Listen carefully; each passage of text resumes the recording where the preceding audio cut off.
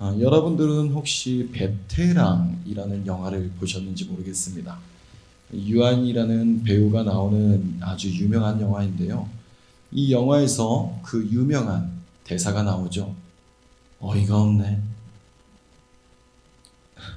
정말로 어이없어하는 성도님들의 반응을 보니까 영화를 안 보신 분들이 많이 계신 것 같습니다. 영화의 내용을 간단하게 설명을 드리면 이 광역수사대에 있는 어떤 형사가 재벌 3세의 범죄를 추적하면서 검거하게 되는 그런 영화입니다.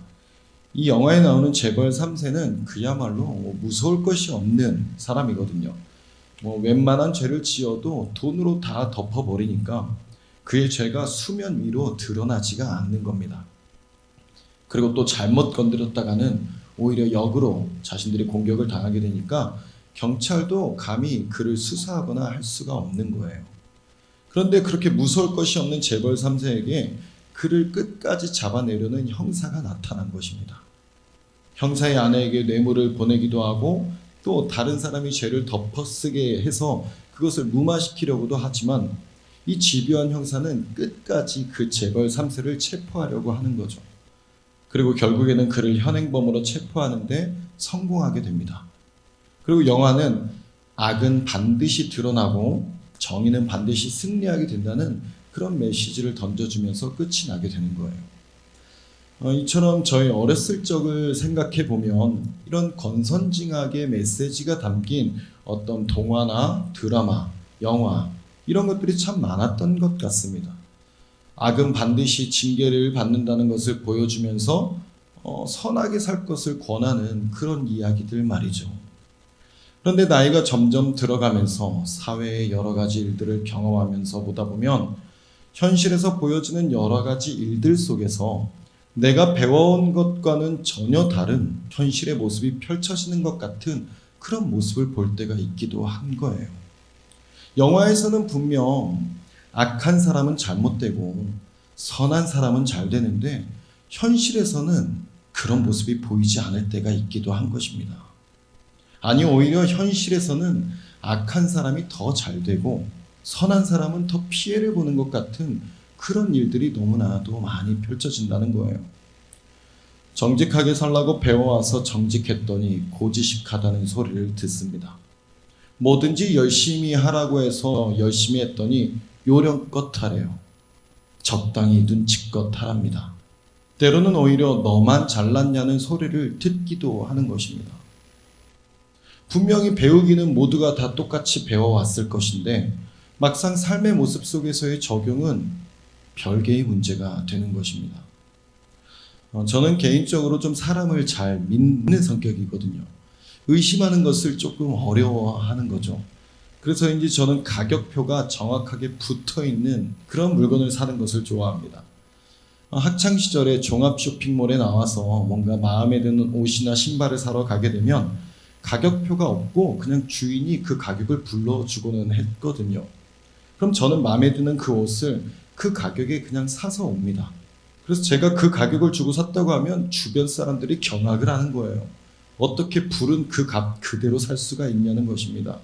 그 장사꾼들은 당연히 얼마 정도 깎일 것을 알고 처음부터 높게 부르는 것인데 너는 어떻게 그거를 하나도 안 깎고서 그 금액 그대로 샀냐고 하면서 멍청하다는 소리를 듣기도 했단 말이죠. 제가 이번에 이 머리를 좀 파격적으로 자르게 되어서 많은 성도님들이 처음에 못 알아보시기도 하고 놀라기도 많이 하셨는데요. 사실 이 머리는 제가 원하는 스타일은 아니었습니다. 하필 매번 가던 미용실이 그날따라 문을 닫아가지고 동네에 있는 근처에 미용실을 간 거거든요. 그래서 이 미용실을 가기 전에 인터넷으로 미리 가격을 좀 알아봤습니다. 15,000원인 거예요. 원래 제가 가던 곳보다 조금 비싸기는 하지만 오늘 자르질 않으면은 또 자를 시간도 없고 머리도 너무 지저분해져 있고 해가지고 어쩔 수 없이 부득이하게 그곳을 갔습니다. 그리고 조금만 짧게 자르려고 해서 조금만 짧게 잘라주세요 라고 했는데 제가 생각하는 짧은 머리와 이 미용사 아주머니의 생각하는 짧은 머리가 서로 달랐던 모양입니다. 그래서 머리를 자르고 보니까 이렇게 짧게 잘라주신 거예요. 다 자르고 나서 계산을 하러 갔더니 갑자기 디자인 컷은 2만 원인 거 아시죠? 라고 하더니 2만 원을 받는 겁니다. 근데 저도 체면이 있는지라 그 자리에서 이게 도대체 무슨 디자인이죠? 라고 차마 말할 수가 없어서 네 알겠습니다 하고 2만 원을 지불을 하고 왔습니다. 제가 이게 너무 억울해가지고 교회 와서 김대한 목사님께 이 얘기를 말씀드렸더니 그 머리가 무슨 디자인인 건데요? 라고 물어보시길래 저도 모르겠어요 라고 대답을 했습니다. 15,000원도 비싸다고 생각했는데 마음에 들지도 않는 머리 스타일로 자르고선 2만 원을 지불하고 온 가슴 아픈 사연이 있는 머리인 겁니다. 세상에서 잘 살려면 얼굴에 철판을 깔아야 된다고 합니다. 다른 사람 생각할 것 없이 내가 잘 살아야 한대요. 뻔뻔해야 한답니다. 착하면 손해보고 정직하면 손해보고 순하면 손해보는 세상이라고 말해요. 실제로 세상이 돌아가는 많은 일들을 보면 나쁜 사람들은 더 잘 사는 것 같고 나쁜 사람들이 오히려 더 성공하는 것 같습니다. 질문을 드려보겠습니다. 여러분들은 혹시 어떻게 생각하고 계신가요? 정직하게, 선하게, 착하게 사는 것이 맞다고 생각하십니까? 아멘. 세상을 살아가다 보면 정직하게 사는 것이, 선하게 사는 것이, 착하게 사는 것이 선해인 것처럼 보일지 몰라도 그것은 절대 손해가 아님을 믿으시기를 소망합니다. 왜냐하면 사람들은 모를지라도 하나님은 보고 계시기 때문입니다. 거짓으로, 악함으로, 꾀로 나의 배를 불리는 것이 당장에는 좋아 보일 수 있고 다른 사람들은 그것을 눈치채지 못하는 것처럼 보일지라도 하나님께서는 보고 계신다는 거예요. 하나님께서는 아신다는 겁니다. 오늘 본문의 말씀을 보면 악한 것을 꾸미고 행하는 자들에 대하여 하나님의 경고가 이루어집니다. 밤에 죄를 꾀하고 낮에 그 일을 실행하는 자들, 즉 권력이 있는 자들에게 전해지는 하나님의 경고의 말씀인 것이죠. 정치 지도자들, 종교 지도자들을 향해서 경고하고 있는 것입니다. 낮은 정의로운 정치가 시행되어야 하는 시간입니다. 그러나 다른 이들이 쉬는 그 밤에 악을 꾸민 이들은 날이 밝아지자마자 정의가 아닌 그 악을 실행하는 그 옮기는 모습을 보면서 하나님께서는 그것을 지적하시고 그들의 탐심을 고발하고 계신 거예요. 그들의 권세가 공의를 세우는 데 사용되지 않은 채 오히려 악한 자의 집과 밭을 빼앗는 탐욕의 도구가 되어버렸다는 것입니다. 그러한 그들의 모습에 하나님께서는 너희가 악을 계획한 것처럼 나도 너희의 재앙을 계획한다 라고 엄중히 경고하시는 것이죠. 땅을 약탈한 자들은 앗수르에게 빼앗길 것이며 그 땅은 더 이상 너희의 안식처가 되지 못할 것이라는 말씀을 하고 계신 거예요. 또한 그들이 자랑하던 권세와 재산은 오히려 수치와 조롱의 원인이 될 것이라고 말씀하시는 겁니다. 그뿐만이 아니죠. 그들은 여호와의 총회에서 제외되어 다시는 그 언약 공동체와도 단절될 것이라는 그러한 말씀까지도 선포하고 계시는 겁니다. 경제적, 정치적 힘을 가진 이들이 약자의 삶을 짓밟을 때 하나님은 그것을 결코 침묵하시지 않는다는 거예요. 또한 하나님께서는 미가와 같은 하나님의 사람의 입을 통해 그들의 악한 행위를 드러나게 하시겠다는 것입니다. 미가는 부유한 권력자들과 거짓 선지자들의 부패한 모습을 고발합니다. 권력자들이 불법적으로 재산을 취하며 악한 이들의 삶을 짓밟는 것을 가만히 두고 보지 않는 거예요. 하나님의 사람은 침묵하지 않는 것입니다. 세상에도 이런 말이 있죠. 침묵은 동의하는 것이다. 물론 모든 상황이 쓰이진 못하는 것이겠지만 잘못된 그런 부조리한 일들에 대해서 묵인하는 것만으로는 그 책임이 없다고 말할 수 없다는 거예요. 때로는 그리스도인들이 그러한 선지자적 목소리를 통해서 하나님의 공의와 정의로운 메시지를 선포해야 될 때도 있다는 것입니다. 본문에 나오는 악한 이들은 거짓 선지자들과 결탁하는 모습을 나타내기도 합니다. 거짓 선지자들은 재앙은 오지 않을 것이며 오직 풍성한 축복만이 있을 것이라고 말하는 거죠. 하나님의 엄중한 경고의 메시지에 대해서는 외면한다는 거예요. 그리고 자신들이 듣기 좋은 말만 하나님의 말씀으로 해석하며 그것을 즐거워한다는 것이죠.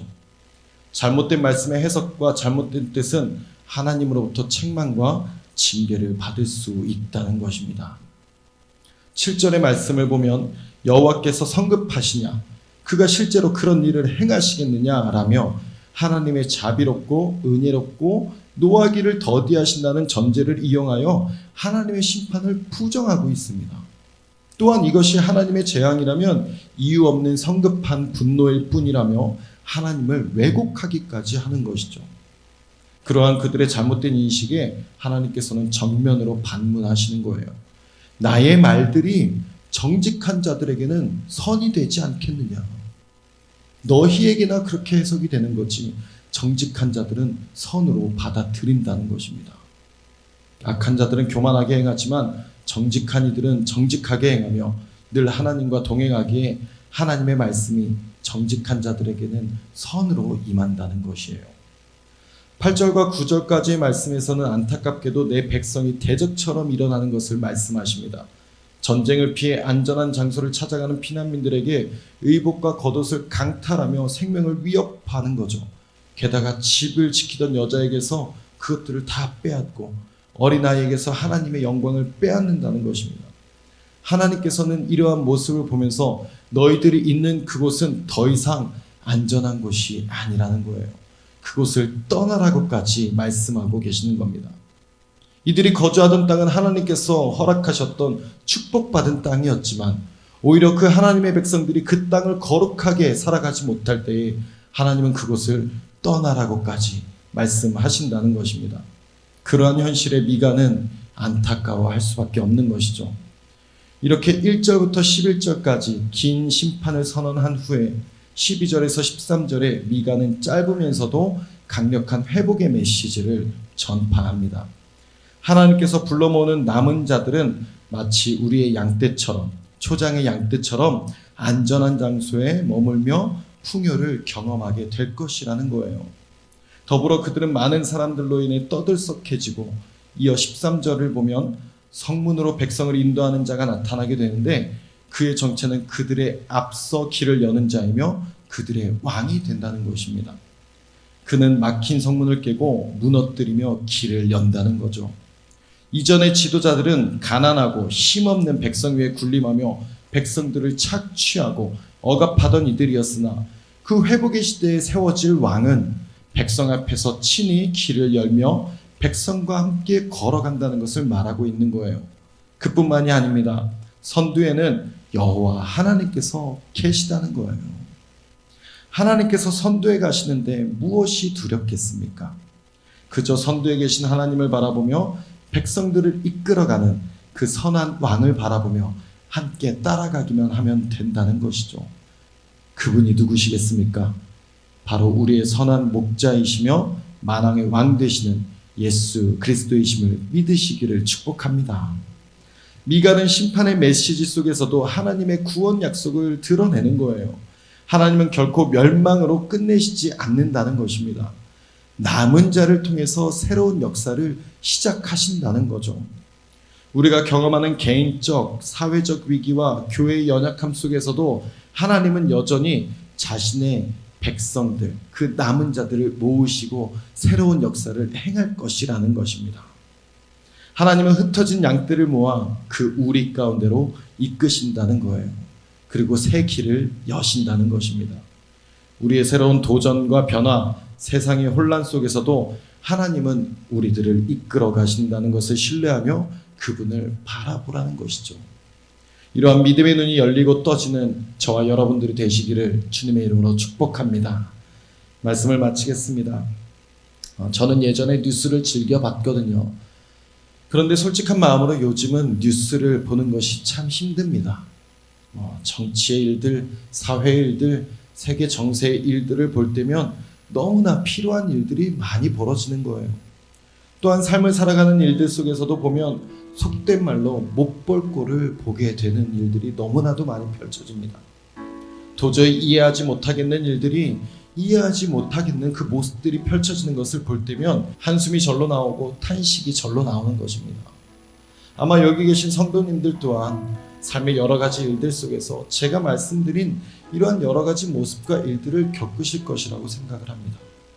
내가 손해보는 것 같고 나만 유난인 것 같고 남들 다 그렇게들 산다는데 나만 이렇게 지켜나가는 것이 의미가 있는 것인가, 그러한 회의감이 들 때도 있는 것입니다.